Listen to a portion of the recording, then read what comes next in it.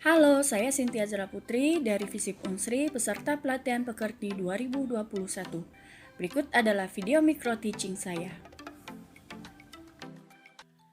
Assalamualaikum warahmatullahi wabarakatuh. Selamat pagi, bagaimana kabarnya? Sudah sarapan pagi? Ibu harap kalian sudah sarapan pagi dan siap untuk memulai mata kuliah hari ini ya. Sebelum kita memulai materi pembelajaran hari ini, ada baiknya kita kenalan dulu ya. Wow! Nama Ibu Cynthia Azhara Putri, SH MKN. Ibu lahir di Palembang, pendidikan S1 dari Fakultas Hukum Universitas Sriwijaya. Pendidikan S2 dari Magister Kenotariatan Universitas Sriwijaya.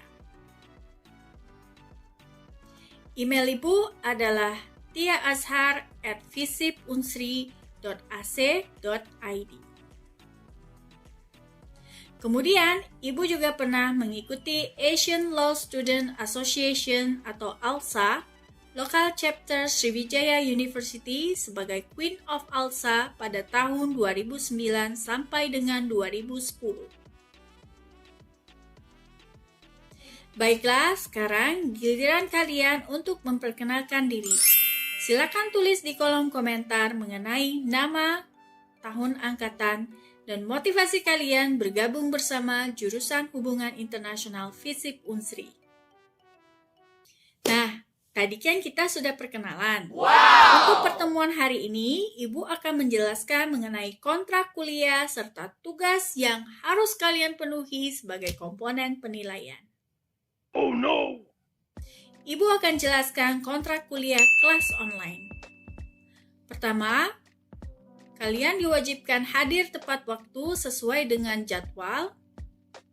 Yang kedua, wajib berpakaian rapi dan sopan. Yang ketiga, wajib mengikuti perkuliahan dengan menggunakan akun email Unsri bila ada, atau akun email lain seperti Gmail, Yahoo Mail, dan lain-lainnya. Dengan menampilkan nama dan juga foto yang sebenarnya. Namun, tidak diperkenankan untuk mewakili presensi maupun ujian. Yang keempat, mematikan mikrofon selama perkuliahan berlangsung, kecuali saat bertanya maupun menjawab pertanyaan dari dosen. Yang kelima, memberikan informasi atau keterangan apabila akan meninggalkan kelas. Kalian tidak diperkenankan untuk melakukan aktivitas lain pada saat mengikuti perkuliahan daring kecuali atas seizin dosen. Bagaimana? Sudah jelas? Kalau sudah jelas, silakan subscribe dan bunyikan tanda lonceng sebelum ke video selanjutnya. Baik, sekarang Ibu akan menjelaskan mengenai tugas yang harus kalian buat sebagai komponen penilaian. Ibu akan membagi kelompok menjadi 10 kelompok dan masing-masing kelompok terdiri dari maksimal 5 orang.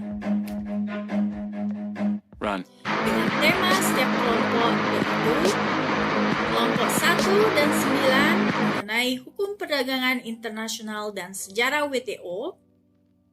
Kelompok 2 dan 10 mengenai General Agreement on Tariffs and Trade atau disingkat dengan GATT.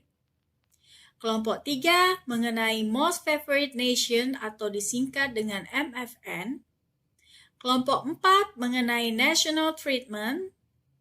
Kelompok 5 mengenai GATT dan negara berkembang. Kelompok 6 mengenai General Agreement on Trade in Service atau disingkat GATS.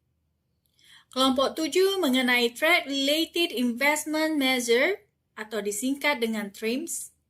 Dan Trade Related Aspect of Intellectual Property Rights atau disingkat dengan TRIPS. Kelompok 8 mengenai Dispute Settlement Body. Untuk ketentuan isi tugas kelompok terdiri dari yang pertama, halaman muka, yang kedua, judul, yang ketiga, latar belakang, yang keempat, rumusan masalah, yang kelima, kerangka teori, yang keenam, pembahasan, yang ke-7 kesimpulan dan saran, dan yang ke-8 daftar pustaka. Silakan kalian buat dalam bentuk Microsoft Word minimal 15 halaman dan Microsoft PowerPoint untuk presentasi. Judul dan rumusan masalah berupa contoh kasus berdasarkan topik per kelompok. Jangan lupa hindari plagiarisme dan gunakan referensi minimal 3 jurnal yang berkompeten. Perlu diingat bahwa pada saat presentasi, seluruh anggota wajib hadir dan aktif. Deadline-nya silakan dikirim ke email Ibu sebelum pertemuan ketiga.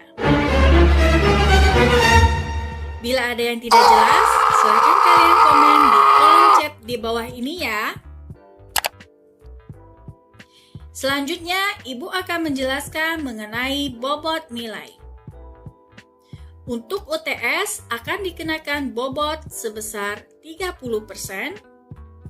Untuk UAS akan dikenakan bobot sebesar 45%. Untuk tugas akan dikenakan bobot 25%. Baik, barangkali sampai di sini saja untuk pertemuan hari ini. Semoga ilmu yang kita pelajari hari ini bisa bermanfaat paling tidak untuk diri Anda sendiri, keluarga, dan orang-orang di sekitar Anda. Ibu akhiri, wassalamualaikum warahmatullahi wabarakatuh. Sampai jumpa minggu depan.